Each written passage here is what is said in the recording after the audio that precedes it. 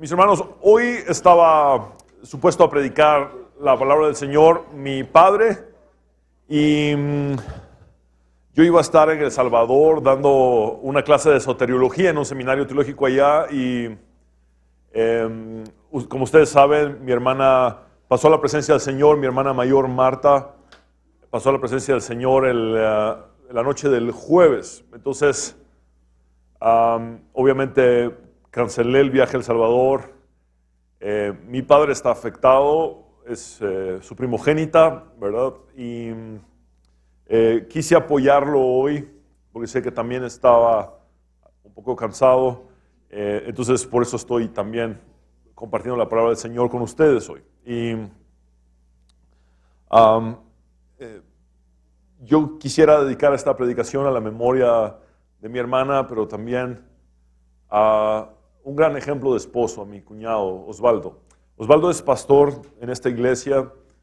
Ellos tenían un ministerio también para eclesiástico, o tienen todavía un ministerio para eclesiástico. Si ustedes reconocen a Osvaldo, es quien está al lado de mi hermana, que pasó a la presencia del Señor. Ellos tienen un ministerio para eclesiástico que se llama AEBI, es una asociación de estudios bíblicos inductivos.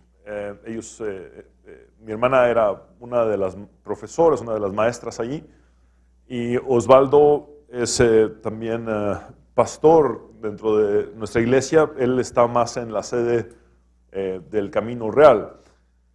Y realmente un ejemplo de cómo estar cuidando, consagrado a su esposa hasta el último momento. Realmente él me enseñó a través de su vida el nivel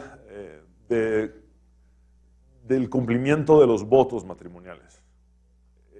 Ese de decirle, estaré contigo en las buenas, en las malas, en la abundancia, en la escasez, en la salud y la enfermedad. Realmente me ha inspirado a ser un mejor esposo, mi cuñado. Y quiero contarles que mi hermana fue usada por Dios para alcanzar más personas para Cristo en los últimos 3 meses de su vida que en toda su vida entera. Quiero enseñarles algunas fotos de una campaña evangelística donde ella está predicando y está contando su testimonio. Y solamente en esa campaña el Señor le permitió alcanzar 84 personas para Cristo. Y hubo más de 15 testimonios de personas que el Señor sanó. Ahora, en momentos como este surgen preguntas en algunos casos, porque mi intención no es hablar de mí o de mi familia. Mi intención es que esta palabra que Dios ha puesto en mi corazón para compartir sirva para cada uno de ustedes. Yo sé que en cada uno de estos casos pueden surgir preguntas y cuestiones como: ¿me faltó fe para orar por mi familiar que está enfermo? ¿Acaso no oré lo suficiente? Y son cuestionamientos que llegan a la mente. Y yo quiero decirles algo. Cuando el Señor se lleva a una persona, no lo hace porque a sus parientes les faltó fe. Ustedes ven en el caso de Pablo, por ejemplo, él ora para que Dios quite su aguijón en varias ocasiones. El aguijón en la carne era una enfermedad que él tenía. ¿Y cuál fue la respuesta de Dios? No, y bástate mi gracia. Pero de repente Pablo estaba predicando y predicaba bien largo y estaba predicando toda la noche y un muchacho se quedó dormido escuchándolo y se cayó de muy alto y cae muerto, y él ora y se levanta. Entonces, ¿qué fue? ¿Falta de fe de Pablo? No, se llama soberanía de Dios. No tenemos a un Dios cruel que dice no oraste más, no tuviste más. No, es un Dios soberano, fiel, que Él tiene nuestros días establecidos en esta tierra, los tiene contados. Nadie se va en la víspera. Todo el mundo muere cuando Dios decide en su soberanía, aunque no podamos comprender. no podamos entender el por qué. Por ejemplo, es muy difícil entender por qué Dios permite que un niño muera, por ejemplo, o por qué Dios permite que alguien en una etapa joven, una edad joven de su vida muera. Y quiero decirles algo. Ante momentos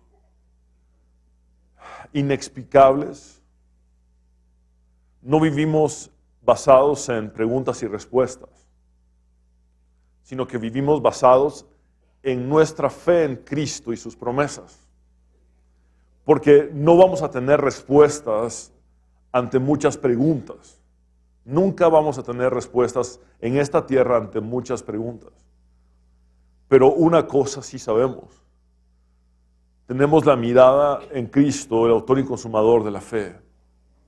Y seguimos confiando en Él y en sus promesas. Así es que hoy quiero alentar sus corazones. Alentar sus corazones para que ustedes sepan cuál es su futuro. Uno de los motivos por los cuales el Señor murió es para que nosotros no tengamos más miedo a la muerte. Eso está claro en su palabra. Y quiero decirles, mis hermanos, que el cielo es muchísimo mejor. Es el título de este mensaje. El cielo es muchísimo mejor de lo que hemos imaginado. Y Eclesiastés 3:11, Eclesiastés es escrito por Salomón, dice, todo lo hizo hermoso. Esa palabra hermoso puede ser también apropiado.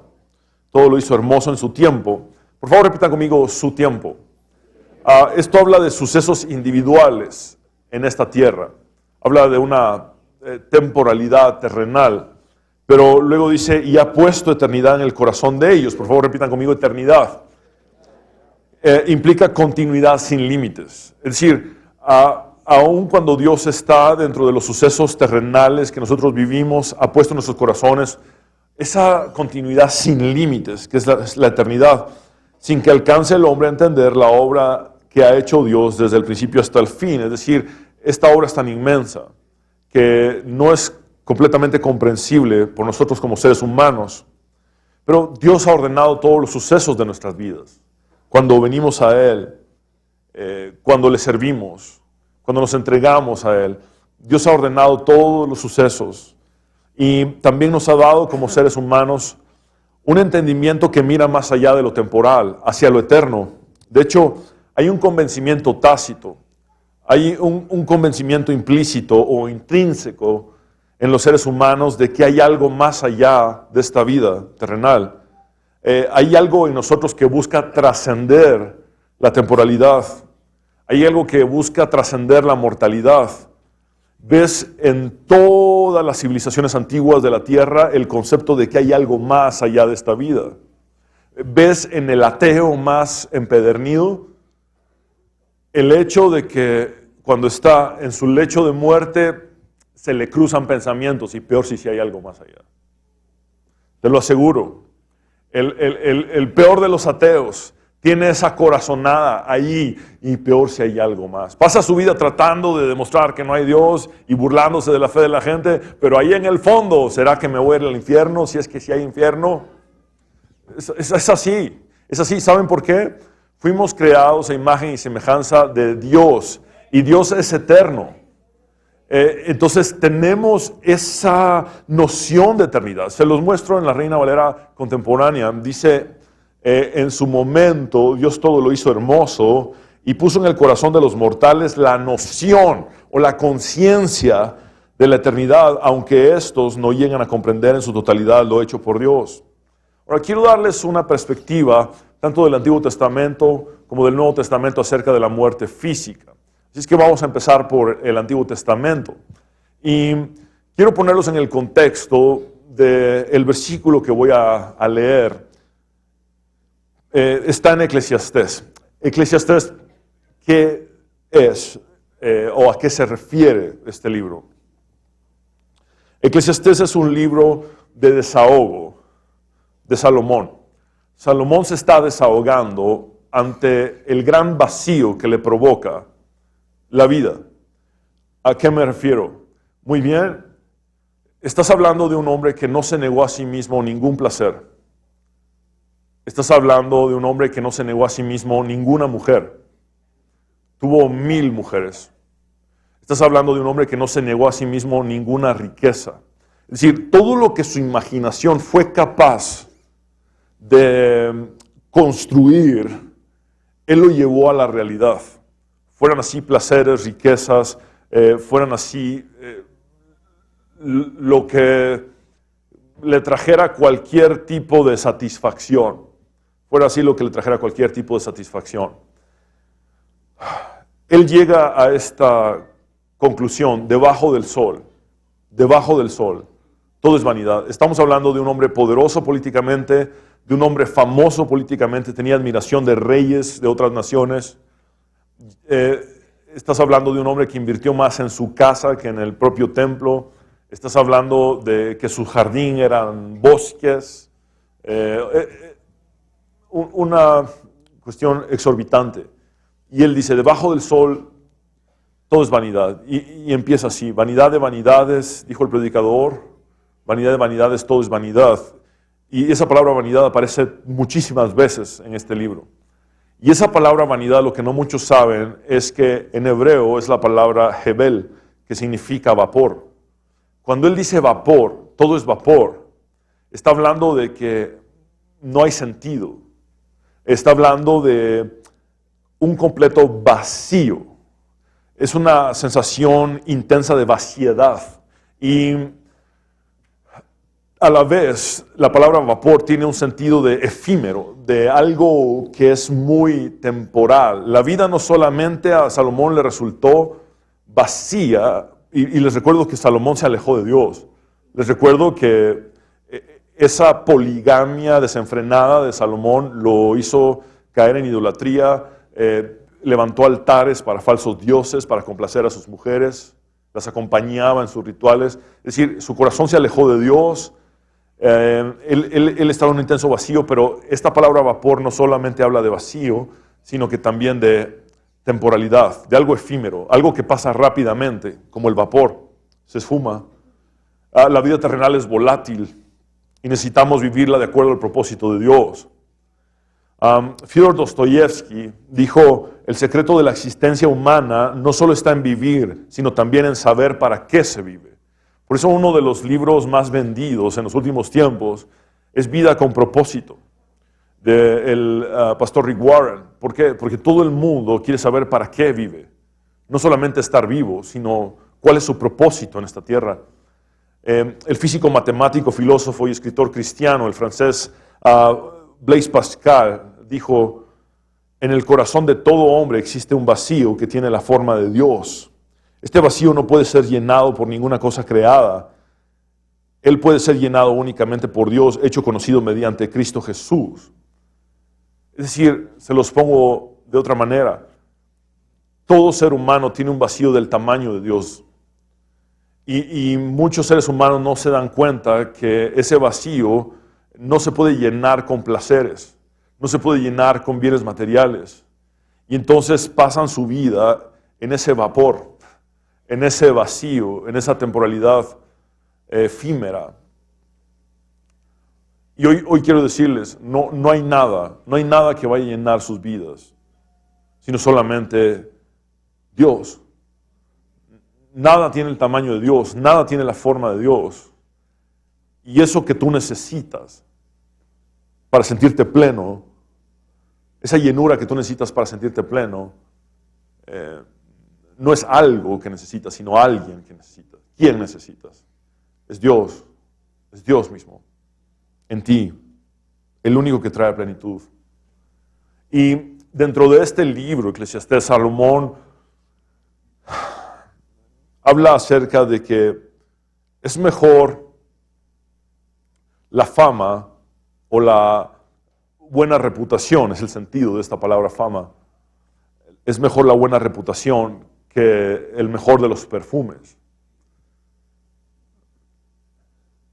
Y dentro de este contexto dice en la segunda parte del versículo 1 de Eclesiastés 7, es mejor el día en que se muere que el día en que se nace. ¿Pueden leerlo conmigo en voz alta? Es mejor el día en que se muere que el día en que se nace. Quizá no es una predicación muy popular, ni uno de los versículos más conocidos de la Biblia, pero es la palabra de Dios. Y significa lo siguiente.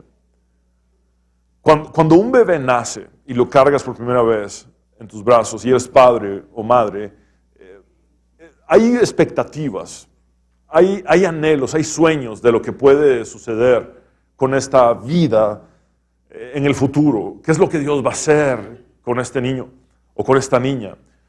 Pero cuando una persona que ha vivido rectamente, cuando una persona que ha vivido honorablemente muere, ha dejado ya un legado. Y por este motivo es mejor el día de la muerte que el día en que se nace. Y vemos el mismo concepto en el salmista. Uno de los salmos pascuales dice: estimada a los ojos del Señor es la muerte de sus santos. ¿Pueden repetir conmigo estimada?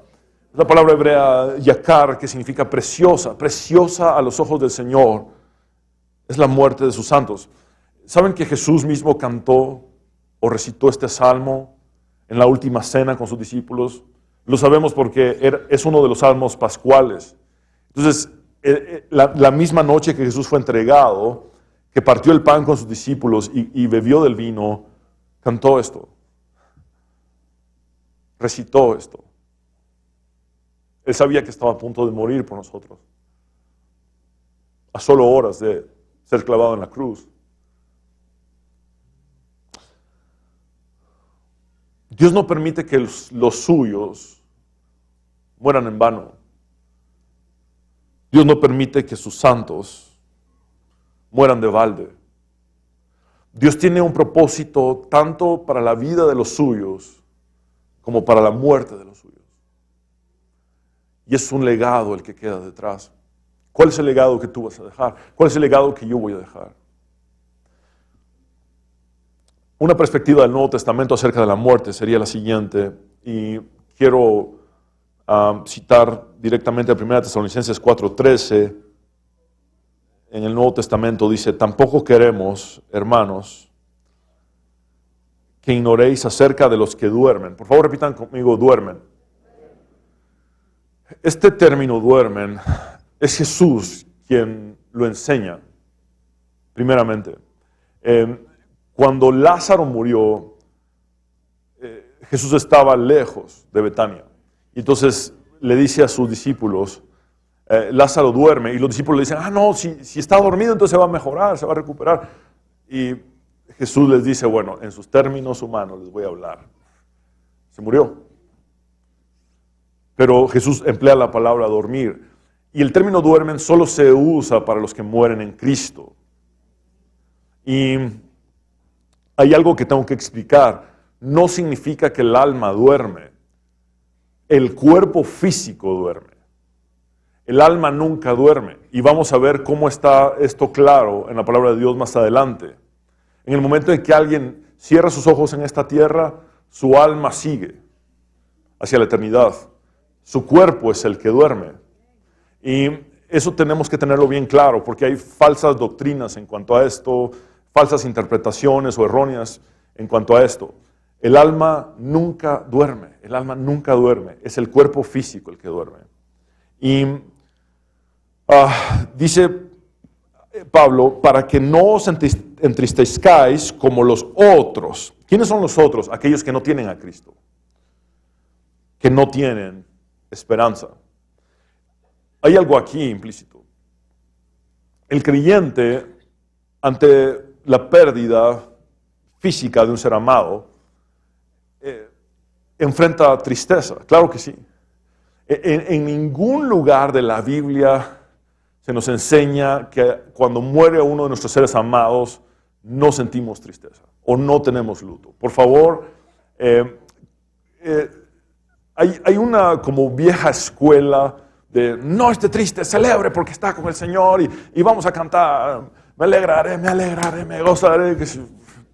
Por favor, la Biblia enseña que el luto es un proceso que toma tiempo y Dios está en ese proceso. Jesús llora ante la tumba de Lázaro sabiendo que lo ha de resucitar. Entonces, estamos hablando de que Hay una tristeza que el creyente enfrenta ante la pérdida de un ser amado, pero es una tristeza diferente. ¿En qué se diferencia?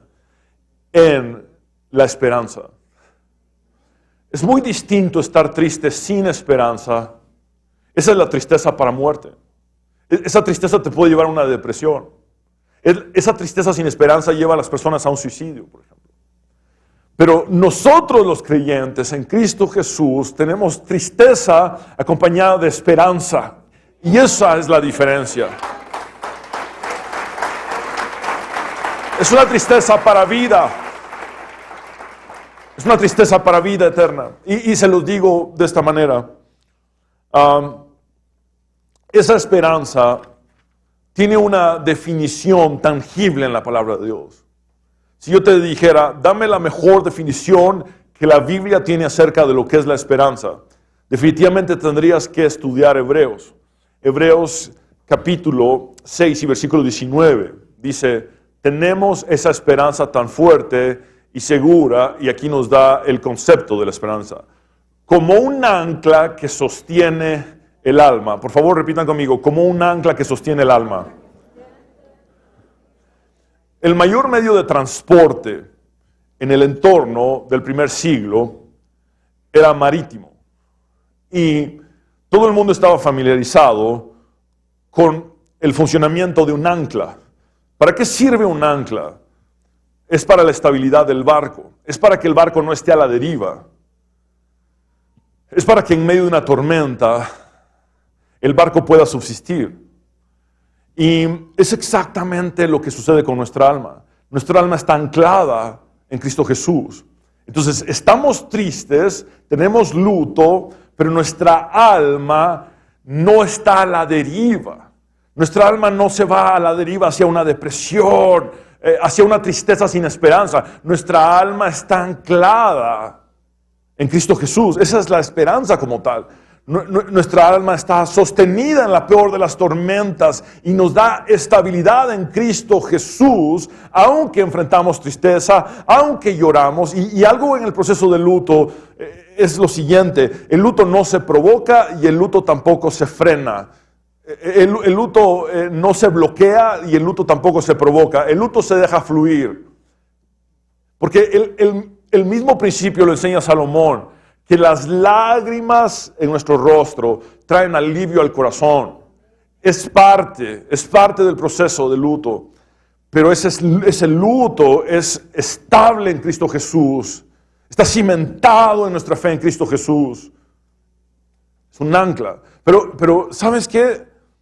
También se nos da la dimensión y el alcance de nuestra esperanza.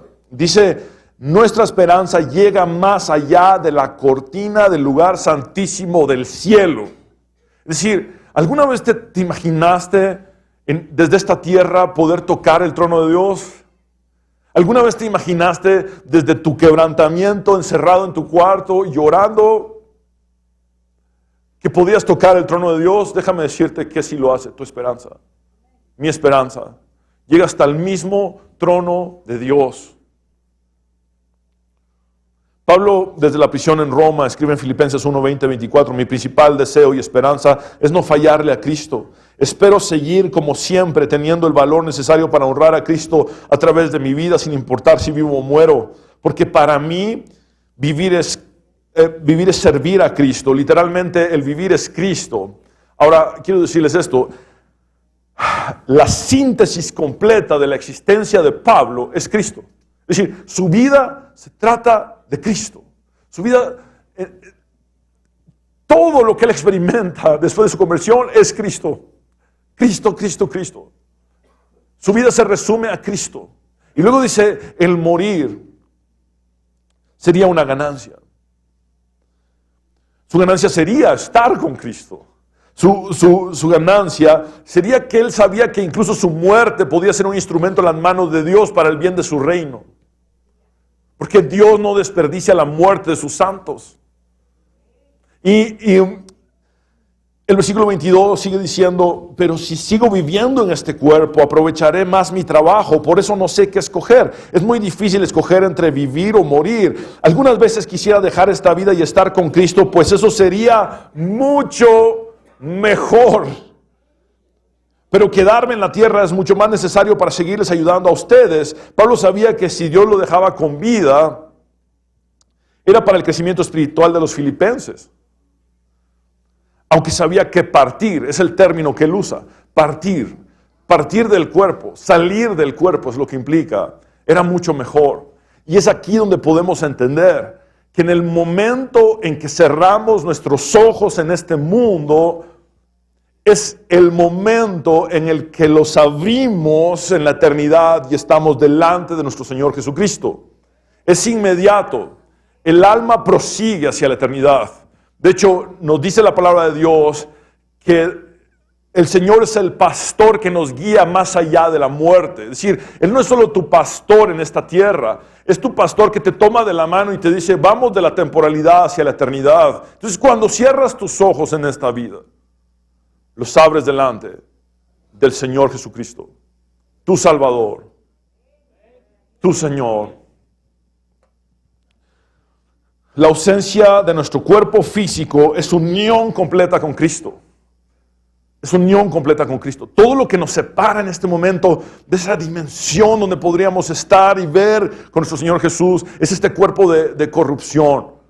Una vez salimos de este cuerpo de corrupción, estamos delante de Él en unión completa, en unión perfecta con Cristo. Mis hermanos, el cielo es el paraíso. El cielo es el paraíso. ¿Saben? En el Antiguo Testamento aparece 3 veces la palabra paraíso y en el Nuevo Testamento aparece 3 veces. No es una palabra muy usada en la Biblia, pero es sumamente importante. Y en el Antiguo Testamento es el hebreo pardés. Siempre que lo ves en los textos del Antiguo Testamento, está en un contexto de realeza. Pardés, por ejemplo, es mencionado 2 veces por Salomón y se refiere a jardines y bosque. Es siempre un contexto natural. Cuando ves que está citado en Nehemías, por ejemplo, Pardés se refiere a los bosques del rey Artajerjes. Y es que Pardés o paraíso viene también de un término del iranio antiguo o del persa, Pairida esa. Pairida esa en el árabe antiguo de los persas significa cerco muro, sería la traducción, pero ¿cuál era el concepto? Los reyes persas tomaban las mejores partes de los bosques y los privatizaban para su uso. Es decir, los mejores bosques en Persia no eran públicos, eran del rey. Y entonces el rey cercaba las partes más hermosas del bosque. Y ese era el paraíso. El Rey de Reyes y el Señor de Señores ha cercado lo más maravilloso que Él ha diseñado en la eternidad. Y da acceso como Rey de Reyes solamente a aquellos que creen en Él.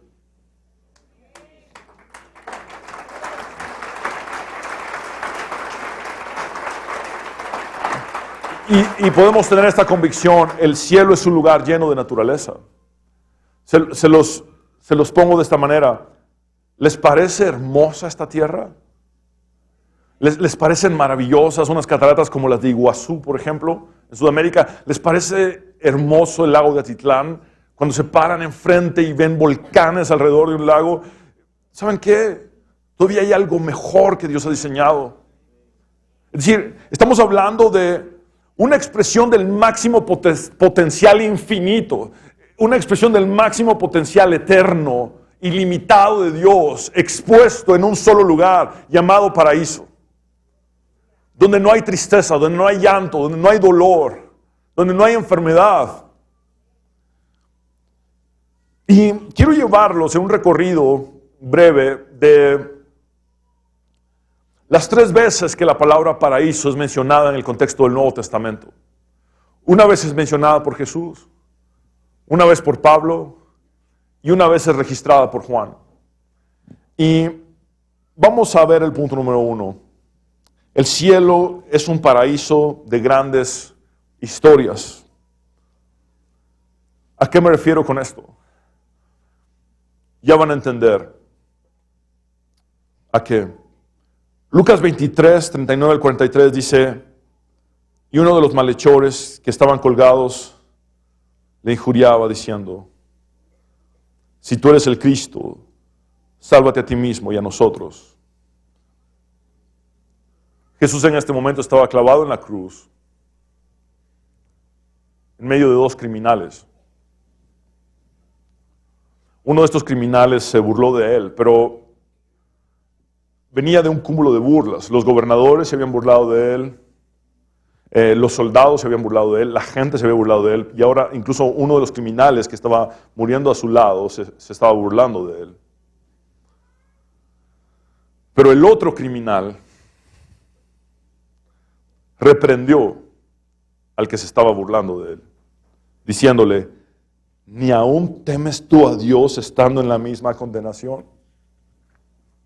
Nosotros a la verdad justamente padecemos porque recibimos lo que merecieron nuestros hechos. Es decir, reconoce sus pecados.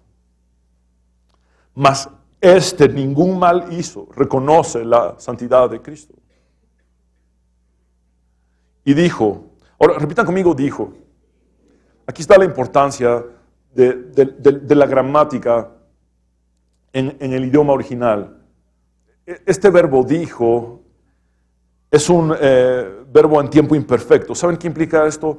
Que no lo dijo una sola vez, sino que fue algo que él constantemente dijo en varias ocasiones. Fue una súplica reiterada.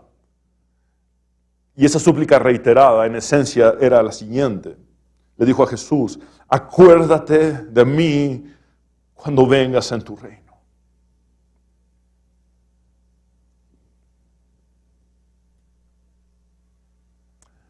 Este hombre nunca fue a la sinagoga, seguramente. Este hombre no se bautizó, seguramente. Dedicó su vida a hacer el mal. Dedicó su vida a robar. Seguramente era un asesino.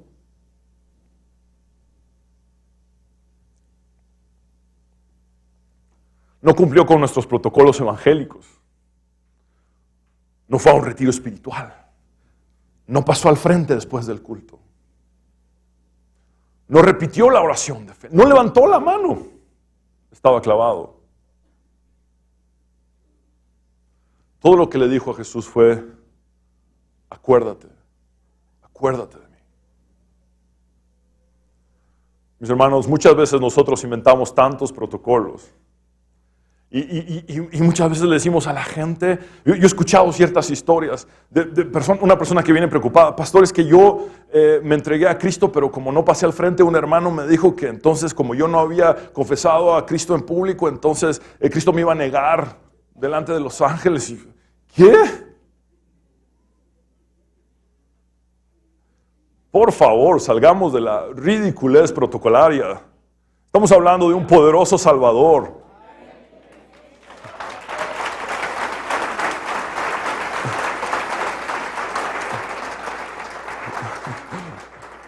El texto que le citaron a esta persona tiene que ver con el hecho de que proclamemos a Cristo, de que demos a conocer a Cristo y que no neguemos públicamente a Cristo. Es decir, si alguien se parara y dijera: Cristo no es el Salvador, entonces Cristo le negaría.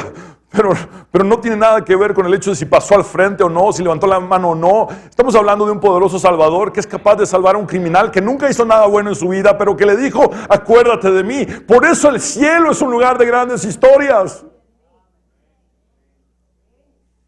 Es más, este hombre es la primicia del paraíso. Y es la única ocasión que Jesús dice la palabra paraíso en todo su ministerio. ¿Por qué no dijo la palabra paraíso en el Sermón del Monte, por ejemplo, o en los otros 4 sermones registrados en Mateo? ¿Por qué no dijo la palabra paraíso en la última cena, en el diálogo con sus discípulos? ¿Saben por qué? Porque lo tenía reservado. Tenía reservado el término para la cruz. Él estaba recuperando el paraíso en la cruz y ahora podía decir paraíso. Incluso podía decirle al peor prototipo de persona que podía entrar en el paraíso solo por haberle dicho, acuérdate de mí. ¿Sabes qué? Este ladrón fue de los primeros en entrar al cielo. Y sabemos que en el cielo hay interacción y sabemos que en el cielo hay conversaciones, porque la Biblia nos dice esto. ¿Sabes cuál es la historia de ese ladrón en el cielo? Nunca hice nada bueno, nunca fui un religioso, pero me agendaron para morir, me calendarizaron para morir al lado de Jesús. Y cuando estaba muriendo a su lado, fue lo mejor que me ocurrió, porque le pude decir, acuérdate de mí, y eso fue suficiente. No tiene sentido que alguien como yo esté en el cielo, pero Él me dio acceso a su paraíso. Cuando me pongo a pensar en cuál será tu historia, cuál será la mía, no será muy lejana a la de aquel criminal, aunque tú y yo probablemente no hayamos hecho cosas que infrinjan la ley como este hombre. Sí quiero decirte algo, quebrantamos la ley de Dios con nuestros pecados. Y ¿sabes qué? No había nada que tú pudieras hacer y nada que yo pudiera hacer para entrar al paraíso. Cuando estemos en el cielo, si tú hiciste tu oración de fe y te entregaste a Cristo en alguna de estas predicaciones que el Señor me permitió compartirte y experimentaste una conversión auténtica y entras al cielo, ¿sabes qué? Yo no voy a tener mérito alguno. Yo no soy un co-salvador. Yo no morí en la cruz por nadie. Yo soy un pecador como tú, redimido. Cuando estemos en el cielo, toda historia que contemos de salvación va a darle única honra, única gloria al único que la merece, a Dios.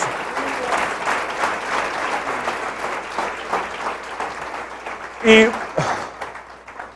dice Efesios 2:8-9, Dios los salvó por su gracia cuando creyeron. Ustedes no tienen ningún mérito en eso, es un regalo de Dios. La salvación no es un premio por las cosas buenas que hayamos hecho, así que ninguno de nosotros puede jactarse de ser salvo.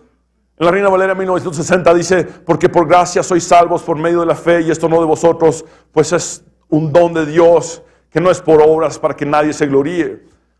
¿Saben qué implica esto gramaticalmente? Cuando lo estudias en griego, Pablo está diciendo que ni siquiera la fe es tu mérito. Que ni siquiera la fe es mi mérito. Porque cuando lo estudias en el griego te das cuenta de lo siguiente. Pablo está exponiendo que incluso tu fe es un regalo de Dios.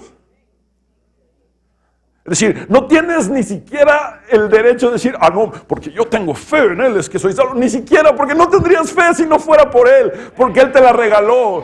Entonces, por gracia eres salvo, por medio de la fe que Él te dio, y no por obras para que nadie se gloríe. La salvación es de Jehová, es lo que dijo Jonás. Solamente Dios es capaz de salvar. Él tomó la iniciativa de salvarnos a través de la muerte de su Hijo Jesucristo. Punto número 2. El cielo es un paraíso lleno de sonidos. No solamente es un paraíso lleno de grandes historias de salvación, sino también un paraíso de sonidos. Dice en 2 Corintios 12:1-4, en palabras del apóstol Pablo, mi jactancia no servirá de nada. Sin embargo, debo seguir adelante. A mi pesar contaré acerca de visiones y revelaciones que provienen del Señor. Hace 14 años fui llevado hasta el tercer cielo. Por favor, vean esto. Le tomó 14 años poder contar esta historia. ¿Qué es el tercer cielo? Bueno, el primer cielo es lo que tú ves de día, la atmósfera, el cielo azul. El segundo cielo es lo que tú ves de noche. Las estrellas, el espacio donde está la luna y donde también está el sol, obviamente. Y el tercer cielo es donde Dios mora. Entonces, Pablo está diciendo, yo fui llevado a donde Dios mora. Si fue en mi cuerpo o fuera de mi cuerpo, no lo sé. Solo Dios lo sabe. Es cierto, solo Dios sabe si estaba yo en mi cuerpo o fuera del cuerpo. Es decir, el mejor teólogo de la historia de la iglesia en el primer siglo no puede explicar cómo fue la experiencia. Es decir, seguía siendo el mismo. Él no sabe si tenía carne y hueso o si no tenía carne y hueso, pero él era el mismo. No había diferencia. No es un lugar donde vamos a estar como etéreos y como un vapor y como se nos pintan caricaturas. No es así el asunto. Es un lugar real. Es un lugar auténtico. Él ni siquiera sabía si había diferencia. Y sigue diciendo, pero sí sé que fui llevado al paraíso. Por favor, repita conmigo, paraíso. Segunda vez en el Nuevo Testamento que aparece el término y la única vez que lo dice Pablo. Y lo reserva para contar algo que le tomó 14 años decir. Y dice lo que más le impresionó del paraíso. Cuando tú tienes una experiencia extraordinaria, lo primero que cuentas es lo que más te impactó. Y entonces dice, y oí cosas tan increíbles que no pueden expresarse con palabras, cosas que a ningún humano se le permite contar. Pablo relata más lo que escuchó. ¿Te imaginas la música del cielo? ¿Te imaginas el estruendo de la oración? Los rayos sobre el trono de Dios. Pablo dice que no tuvo la capacidad de poderlo contar. Un hombre estudiado, un hombre elocuente, un hombre preparado, un teólogo formidable, no tiene la capacidad de relatar lo que escucha. No hay manera humana de explicarlo. Eran sonidos tan increíbles. Ahora, Juan hace su intento años más tarde. Cuando escribe el Apocalipsis, Juan dice en el capítulo 19, versículos 6 y 7, y por favor vean cuántas veces aparece la palabra cómo, porque es el esfuerzo de tratar de explicar algo. Dice, y oí cómo la voz de una gran multitud, como el estruendo de muchas aguas. Y como la voz de grandes truenos que decía, aleluya, porque el Señor nuestro Dios Todopoderoso reina. Gocémonos y alegrémonos y démosle gloria porque han llegado las bodas del Cordero y su esposa se ha preparado. Juan trata de relatar lo que escuchó, hace un intento de relatar lo que escuchó. Y el punto número 3 y final, el cielo es un paraíso de árboles. Dice Apocalipsis 2:7, el que tiene oído oiga lo que el Espíritu dice a las iglesias. Al que venciere le daré a comer del árbol de la vida, el cual está en medio del paraíso de Dios. Esa es la tercera vez y la última vez que aparece la palabra paraíso en el Nuevo Testamento. Y es Jesús quien lo dice, el término. Es Jesús quien dice la palabra. Y es Juan, el discípulo amado, quien la registra en el libro de Apocalipsis. Mis hermanos, quiero decir que el paraíso que nos espera tiene mucho en común con el Edén. Hay árboles, hay naturaleza, hay animales. El Señor Jesús volverá en un caballo blanco y es un caballo volador. Entonces, puedo responderles algo. El cielo es un lugar lleno de naturaleza. El cielo es un lugar que tiene incluso plantas, animales, sabemos de ríos, por ejemplo. Ahora, lo que no te puedo responder es si tus mascotas van a estar ahí cuando tú llegues. Eso sí, no sé. Sería muy pretencioso de mi parte. Sí, ¿cómo? No sé. Lo que sí sé, y lo puedo afirmar como teólogo, es que el perro Rottweiler de mi hermana Silvia, que me mordió cuando yo era pequeño, cuando yo tenía unos 6 años, está en el infierno. Está quemándose ahí.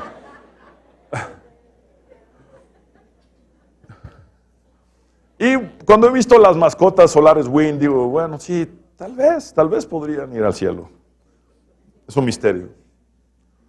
Pero después de ver a Dios salvar a sus animales en un arca, en el Génesis, no me extraña que haya relato de que hay animales en el cielo. En el último capítulo de Apocalipsis, Juan habla de la nueva Jerusalén y da este relato en Apocalipsis 22, 1, 2. Después me mostró un río limpio de agua de vida, resplandeciente como cristal, que salía del trono de Dios y del Cordero. En medio de la calle de la ciudad y a uno y a otro lado del río estaba el árbol de la vida. Por favor, noten este detalle, a uno y a otro lado, a uno y al otro lado del río. Es decir, está hablando de que a ambas orillas del río,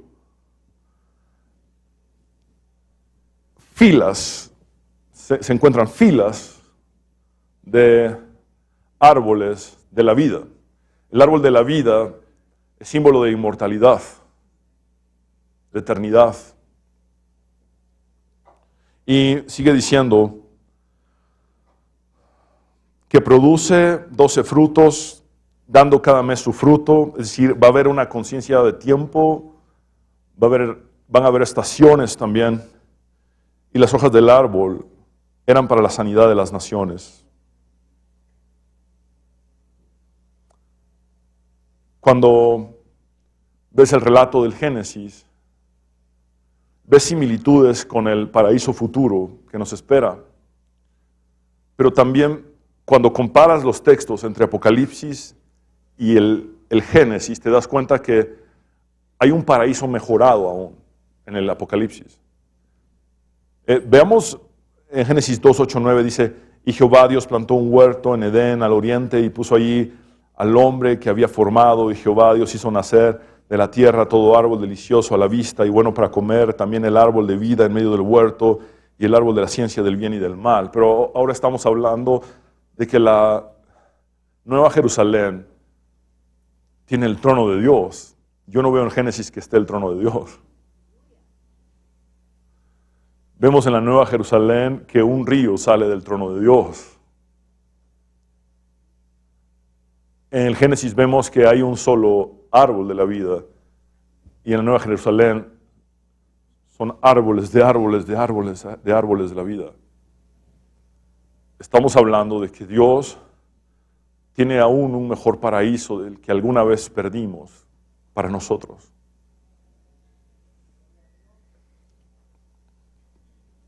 Mis hermanos, el cielo es un lugar real y es un lugar tanto espiritual como corporal. Vean 1 Corintios 15, 47, 49, dice, el primer hombre fue hecho del polvo de la tierra, el segundo hombre vino del cielo, y ese segundo hombre se refiere a Cristo, el postrer Adán. Todos los que vivimos en esta tierra tenemos un cuerpo como el de Adán, que fue hecho de tierra. Ahora vean esta frase. Todos los que viven en el cielo tienen un cuerpo como el de Cristo. Y así como nos parecemos al primer hombre, es decir, Adán, que fue sacado de la tierra, así también nos pareceremos a Cristo, que es del cielo. Mis hermanos, en todo este proceso de quebrantos de salud de mi hermana, hubo algo que llamó fuertemente nuestra atención con Katy, con mi esposa. Y es que nuestra primogénita, nuestra hija de 4 años, cuando orábamos por Marta, nos callaba. Decía, ya no ores más por Marta. Y ella está sana.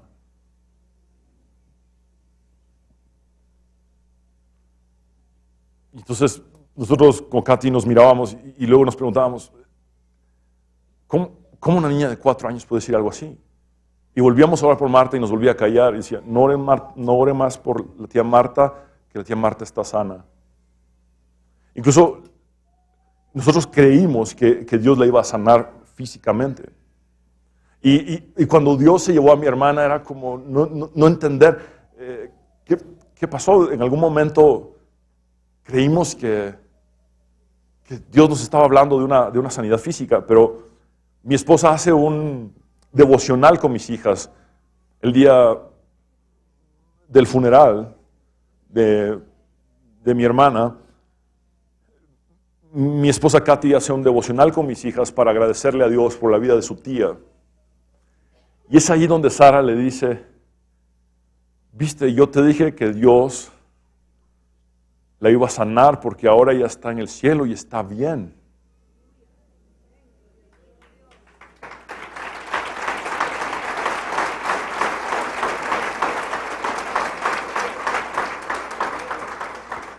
La sanidad que vendría para mi hermana sería que Dios la libraría de su cuerpo de corrupción para darle un cuerpo como el de Cristo Jesús. Un cuerpo que no va a padecer más enfermedad, un cuerpo que jamás tendrá que llorar o sentir tristeza, un cuerpo que jamás experimentaría el sufrimiento. Esa es la sanidad que Dios ofrece en su máxima expresión. Todas las personas que Dios sanó en su ministerio terrenal volvieron a morir. Incluso el Lázaro lo resucitó Dios cuando ya estaba podrido. Así para hablarlo en términos más claros. Estaba en estado de putrefacción, por favor. Y Dios lo levanta al cuarto día. Pero ¿qué pasó con Lázaro? Seguramente volvió a enfermar y murió. Pero la sanidad en su máxima expresión es cuando Dios nos hace libres de este cuerpo de corrupción y nos da un cuerpo como el de Cristo para estar en su paraíso.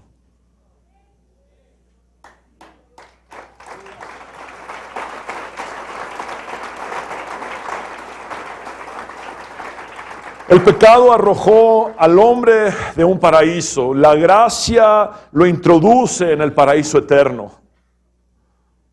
Tú y yo perdimos un paraíso en el Génesis.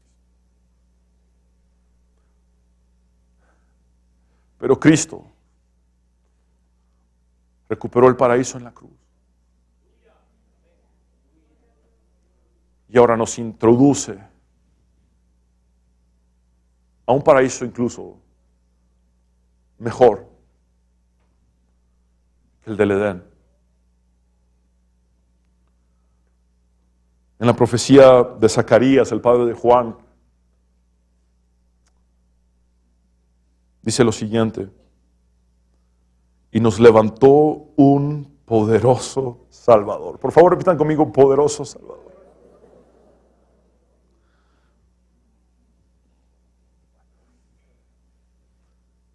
Alguien que tendría el poder de perdonar nuestros pecados pasados, nuestros pecados presentes y nuestros pecados futuros. Ese es Cristo, el poderoso Salvador.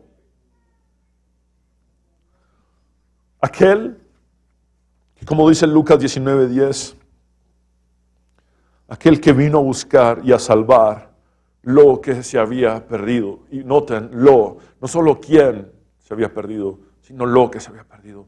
Se había perdido el paraíso, pero clavado en la cruz, Él es capaz de volver a decir al peor perfil de persona: hoy estarás conmigo en el paraíso que se había perdido, pero que hoy estoy recuperando. Y es incluso para ti, un criminal, que pudo decirme: acuérdate de mí. Mis hermanos, cuando termine esta predicación y les confieso que es una prédica que trabajé muy pocas horas la tarde de ayer. Cuando terminé esta predicación estaba pensando, ¿qué es lo mejor del paraíso? ¿Qué es lo más maravilloso, lo más grande de este paraíso? Y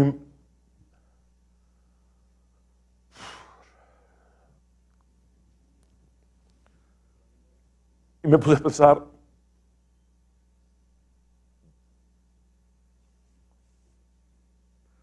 de nada serviría todo lo que hay en el paraíso si allí no estuviera Cristo. Y pensé, lo mejor del paraíso, el sentido del paraíso, eres tú, Señor. Eres tú, Señor. Y recordé un poema anónimo del siglo XVI.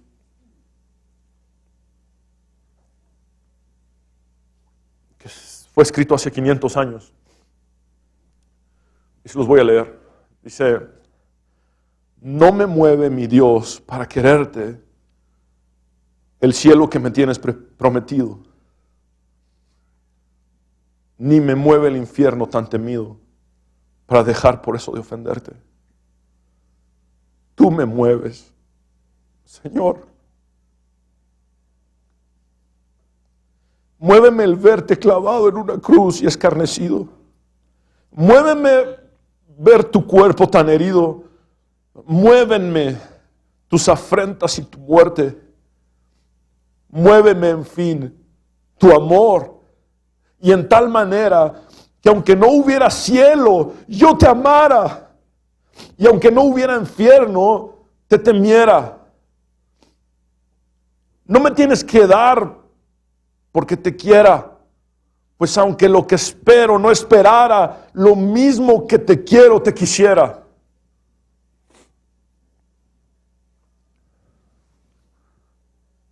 Este autor desconocido llegó a la siguiente conclusión: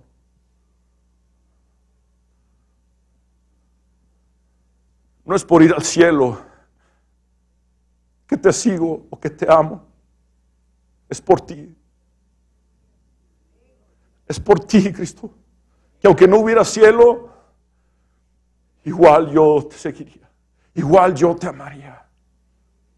Y aunque no hubiera infierno, igual yo te temería, igual te obedecería.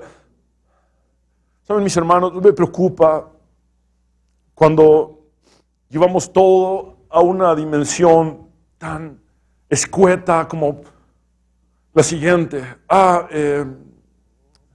¿Te quieres ir al cielo? Entonces recibe a Jesús. Entonces vemos a Jesús como un pasaporte al cielo, como si el cielo fuera lo máximo. No, lo máximo es Jesús. Lo máximo es Jesús. Y el cielo tiene sentido porque Él está ahí, porque Él es el Señor que está sentado en el trono allí.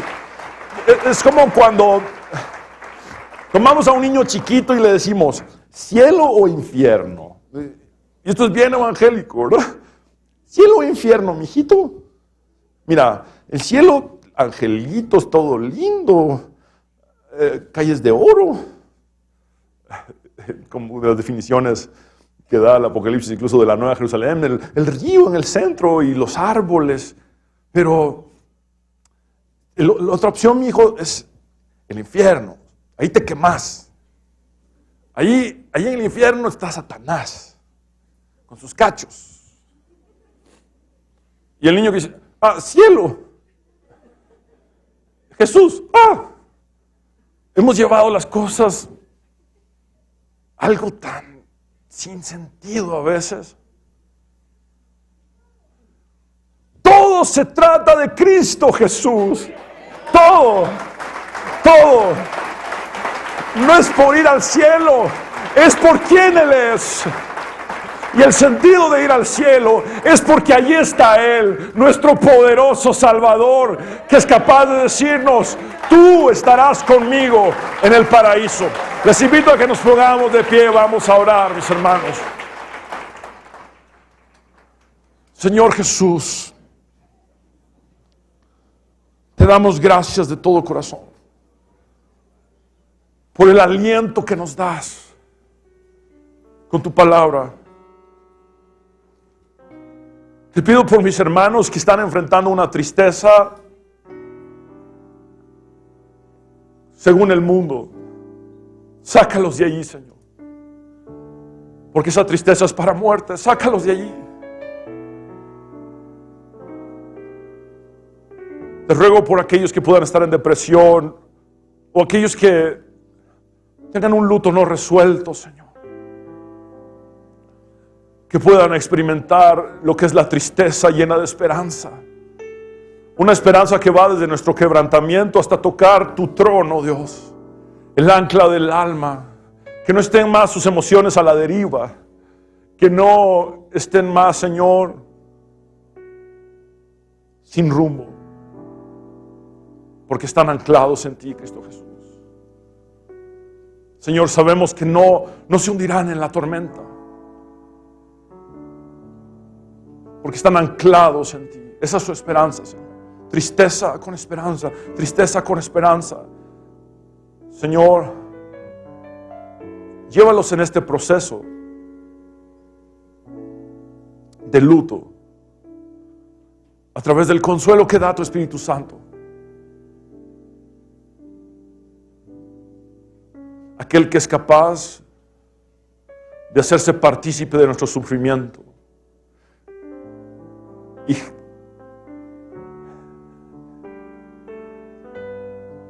y llorar con nosotros y expresar gemidos indecibles, porque Él no solamente observa nuestro sufrimiento, el Espíritu Santo se hace parte de nuestro sufrimiento y sufre con nosotros y gime indeciblemente a nuestro favor. Que la paz que sobrepasa todo entendimiento, Señor, llene los corazones de mis hermanos, que puedan llevar sus pensamientos cautivos. Culpabilidad sea llevada a la cruz. Negación sea llevada a la rendición y decirle: Dios, tú eres soberano y no entiendo ni entenderé, pero vivo por fe, no por vista. Vivo en tus promesas, no en base a mis respuestas humanas o psicológicas. Vivo confiando en ti, Jesús, que tú eres bueno. Y si te has llevado a un ser amado,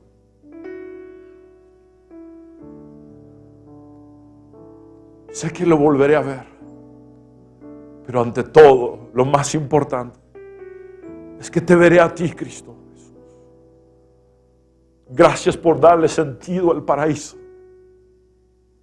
Padre, Hijo, Espíritu Santo, te adoramos, te exaltamos, Señor. Quiero hablar contigo, hombre y mujer, que has venido sin Cristo. Tú que sabes que necesitas a Dios, haz esta oración de fe conmigo y dile: Señor Jesús, te necesito. Reconozco que soy pecador, pero también sé que moriste en la cruz para perdonar mis pecados y que resucitaste al tercer día para darme la victoria y la vida eterna. Acuérdate de mí, Jesús. Sálvame, Señor. En tu nombre, Jesús, hemos orado. Amén.